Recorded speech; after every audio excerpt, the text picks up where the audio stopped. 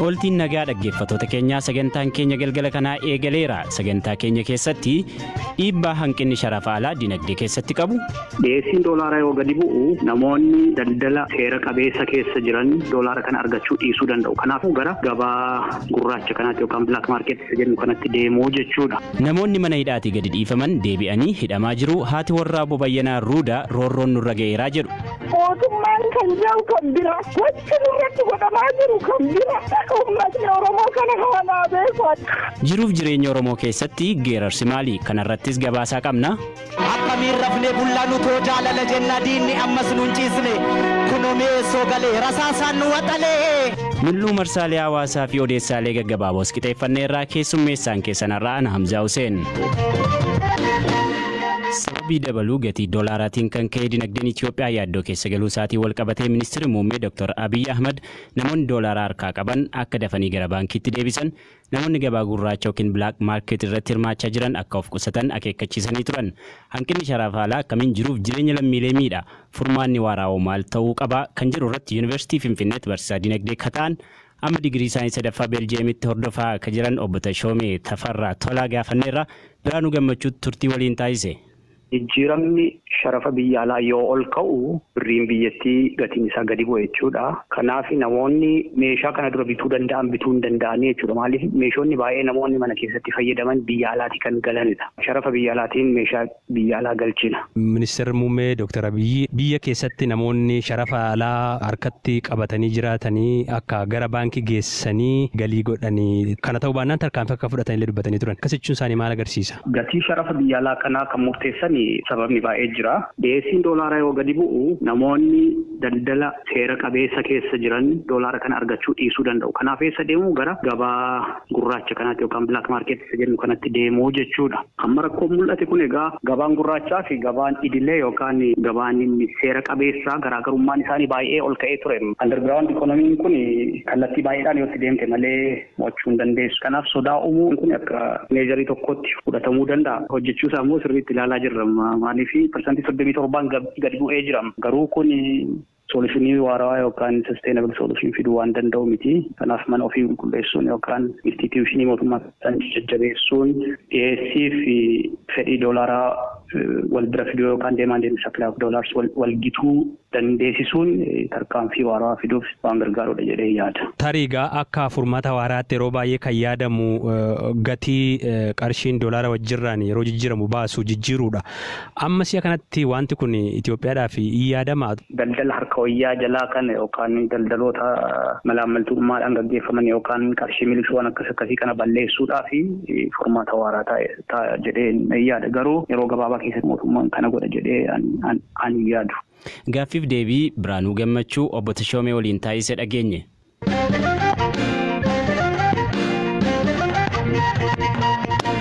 Namoonni baatilee muraasa dura mootummaan himata isaanii adda kutee mana hidhaa keessaa hiikaa ture bakka garagaraatti qabamanii hidhamaa jiru. Kamisa darbee mana jireenya isaanii magaalaa Fiichee irraa ka qabaman barsiisaa Yuunivarsiitii Amboo ka turan Obbo Bayyanaa Ruudaa namoota irra deebiin qabaman keessaa isaan tokko Baqqalaa Atoomaa haadha warraa isaanii haasofsiisee waan qopheesse qaba. Adoolessa guyyaa 5 guyyaa kamisaati. Manumatti dhufanii poolisoonni qaban. Finfinnee poolisaadhaa sadaffaa dhuftee gaafachuu ni dandeesse jedhanii toora sa'aatii 12 walakkaa hin ta'a akkasumatti hiiksisaa deeman jechaadha. Eessatti hidhamanii jiru amma wanti beektan jira? Harmaa'u deemu dhabeetu maanuun ijoolluma tasgabbeessaa jira jechaadha amma. Nama ergee namni dhaqee achi gaafate. Poolisaadhaa sadaffaas gaafatanii afuraffaas gaafatanii namni akkanaan jiru nuun ja'anii ranga'anii bilbilan. Kanaafuu eessa akka jiran hin beektan jechuudha. Ani amma qabatamaadhaan eessa akka jiru hin beeku. Mee kanaan duras mana hidhaatii ba'anii hidhaasa kanaan duraanatti himame? Bara 2008tti guyyaa 5 keessatti jechuudha. Mana hidhaa gale kanaan dura jecha. Warra galmee Baqqala Garbaa fa'aa wajjin galmeen isaanii akkasitti ilaalamaa ture jechaadha. Ogguma Baqqalaa Garbaa fa'aa wajjin bahe ammas. Oddoo ijoollee isaallee ilaalee hin quufin yeroo ammaa mootummaan kan jiru kan bira gochi irratti godhamaa jiru kan bira nuti baay'ee xiqqeessine uummatni Oromoo kana haala beeku. Bara 2014 hojii isaanii barsiisummaa Yuunivarsiitii Amboorraa kan ari'ataman Obbo Bayyanaa Ruudaa mana murtiitti himatanii osoo falmaa jiranii ture bara 2016 qabamanii kan hidhaman. Bifuma wal fakkaatu fakkaatuun torbee lama dura magaalaa Amboo keessaa kan qabamte shamarree Obsee Taayyee magaalaa Bishooftuu mana dhuunfaa keessatti hidhamtee jiraachuu obboleessi ishee obbo Araayaa Taayyee nutti himaniiru. Hanqabe poolisii Oromiyaatti fuudhee deeme korabittoota Oromiyaatti haati keenya bu'anii itti himaan Bishooftuu mana dhuunfaa keessatti hidhamtee jirti. Bishooftuu dhuma jira. Kana booddee gaafachuunis ilaaluu hin danda'amu. Mana murtiitti dhiyaatteetti? Inni mana murtiitti wanni nuti jiru amma shakkii qabnaadha. Kan jedhanii shakkii isaatti maal akka ta'e isa godhee Obseen baatilee 5 dura ture mana hidhaatii kan gadhiifamte. Abbaan alangaa waliigalaa federaalaa obbo Biraanuu Saggaa'ee obbo Bayyanaa Ruudaa yakka biraan shakkamanii qabamanii jedhu. Amma yakka samoora kan hojjetamiin qaban malee yakka duraatti ni hojjetan qabaman. Yakka biraati yakka ganaa qulqullaa'aa jirudha.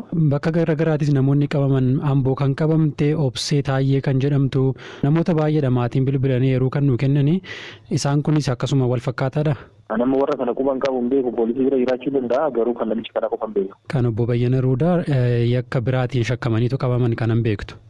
Malee kan biraa kan isa quban qaban. Maaliin akka qabaman beekuu dandeenya? Egaa qorannaa irra jiran ibsi namoota itti yeroo dhiyoo. Baqqalee Atoomaa ture gabaasa kana kan nu biraan ga'e dhaggeeffattoota keenya.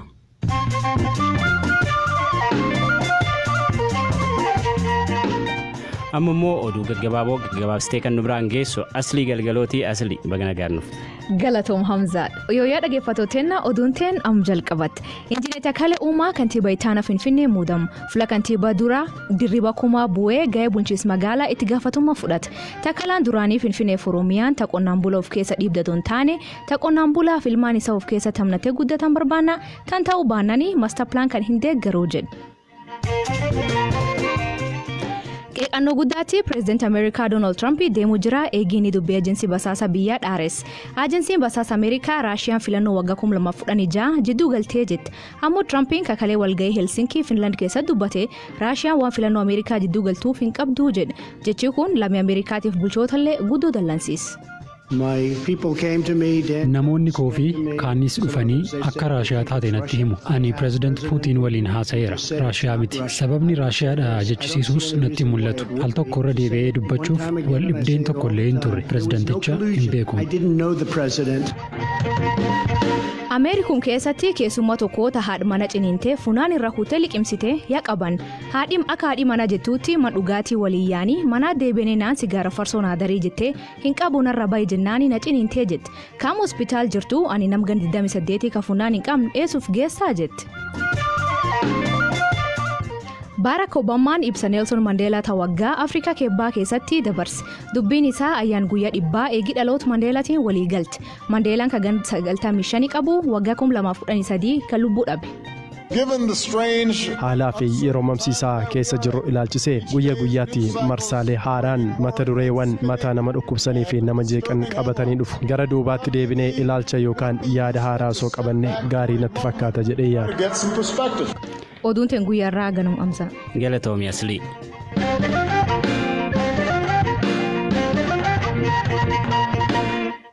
Kabajamtoota dhaggeeffattoota keenyaa kan dhaggeeffachaa jirtan sagantaa raadiyoo BBC Afaan Oromooti amma immoo yeroon kan miidiyaa hawaasummaarraa dhimmoota jajjaboo tokko tokko simbiraan geenyuudha dabareen kan firaaf olii dhugaasaati. Firaaf olii mee maaltu ture? Galatoomii Hamzaa egaa guyyaa kaleessaatii jalqabee guyyaarraas kan namoonni hedduminaan qoddachaa jiranii dhimma yaalii reebichaa Hacaaluu irratti raawwatame jedhudha.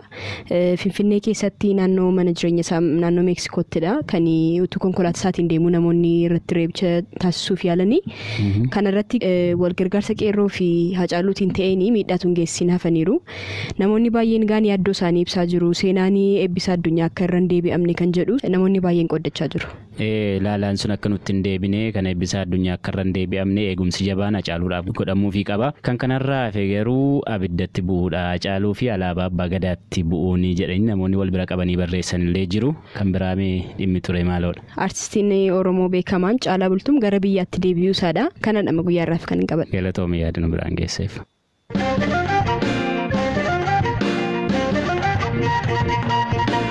Qophii keenya aadaa yeroo mara kibxata simbiraan geenyurraan baanee jirra. Har'aaf waa'ee geerarsa Oromoo irraa waa muraasa dubbanna. Oromoon geerarsaan goota isaa faarsaa booreef haamilee walitti horaa ni dhaadata.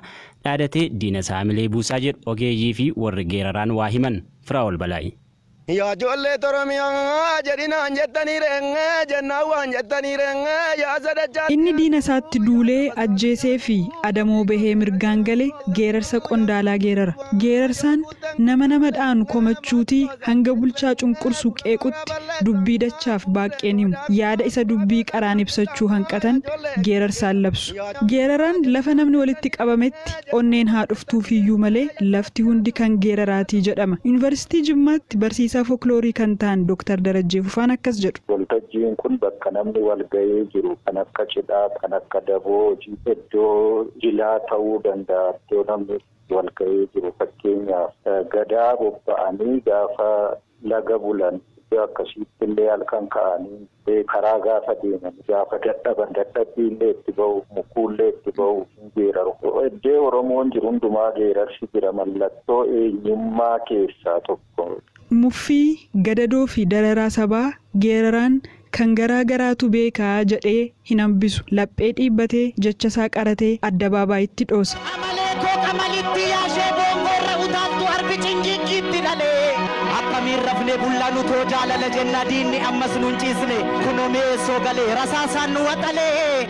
Oromoon geerarsa isa jaqnummaa ittiin lallabu, isa hiriyyeef jaala ittiin leellisu, isa biyyaaf goota ittiin faarsu afaanumaan ilmaansaatti himee lufsiisaa siin geera. Nama geeraraa tureef jiru keessa seenaa kuufamaatu jira. Dur geerarsi dhiiraan geerarama, dubartooti immoo ililleedhaan ishoo jechaa jala qabu. Artistiin Oromoo gameettiin Ilfinash Qannoo haasaa BBC waliin tibbana taasifteen dubartummaan fafaaree citee namatti hafaaree jechuun geerarteetti. Yoon geeraree maal qaban teessa koo didaa qaban guutar gubbaa lafaaree dubartummaan fafaaree citee namatti hafaaree jedheen itti jooreka foon maddiina koreka yoo dhiirri ratee kanatti lattafaaree. Firaa'ol Balaayi turtee gabaasa kana kan nu biraan geesse dhaggeeffattoota keenya warra geerarsanuuf gumaachaniin umurii dheeradhaa jennaan.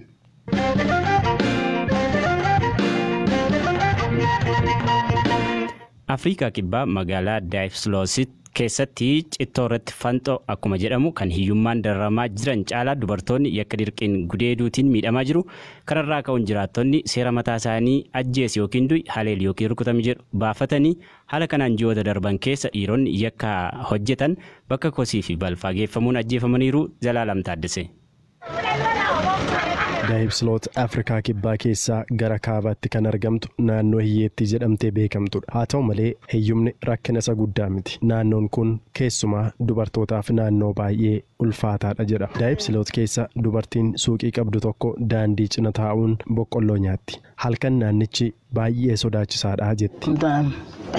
Dubartoota dirqiin gudeedaman hedduu naannoo kanaa nan beeka. Kun miirri gaarii akkanatti hin dhaga'amne taasiseera. Yoo nagaan jiraachuu feete manuma keessa turuu qabda. Yoo daandiirra baatee deemte dirqiin gudeedamta. Haa ta'u malee Maariyaan mana ishee keessa turuun miidhama kanarraa ishee hin oolchine. Kanaan duraa namuma tokkoon yeroo 2 gudeedamteetti. Intalli ishee waggaa 4 kutaa itti aanu keessa raftee ture. Yeroo inni na gudeede mucaan koo rafaa turte. Namichi kun maal irratti raawwachuu danda'a jedheen akka hin dammaqneef waaqa kadhachaan ture. Bilbilaa fi maallaqa akka barbaadu natti hime. Akka hin qabne yommuu itti himu siree koo irratti na gudeedee deeme. Golden Mitikaa gaazexessaa naannicha keessa waggoota 13 jiraate yoo ta'u, Daayipsiloot bakka namootni nagaan tasgabbiin jiraatan osoo hin taane yakkamtootni osoo hin bir'atiin jiraatanidha jedhe. Akka qorannoon tokko agarsiisutti dhiirotni fedhii foonii raawwachuuf gahan harka 3 ta'an walqunnamtii saalaa humnaan raawwatu. Gaazexessaa Golden Mitikaas kana qorachaa turuun dhiirota 2 gochaa kanatti gammadan adda baasee ture. Balbala yeroo bannu akkuma beekamu ni iyyiti. Albeetti qabnee akka callistu goona. Achumatti ishee gudeenna. Waa'een qorqalbiis ta'e waa'een safuu wanti safuu jedhamu natti himuuf. Karaa biraan ammoo jarreen gochaa kana raawwatan ija baasaniiru. Waggoota 5 darbanitti Daayipsilootitti dubartootni 500 dirqiin gudeedamanii yakkichaaf nama tokko qofaatu adabame. Zalaalam Taaddasaa ture kan dhageenya dhaggeeffattoota keenya sagantaa keenya irraa goolamnee jirra odeessa dabalataaf marsarii.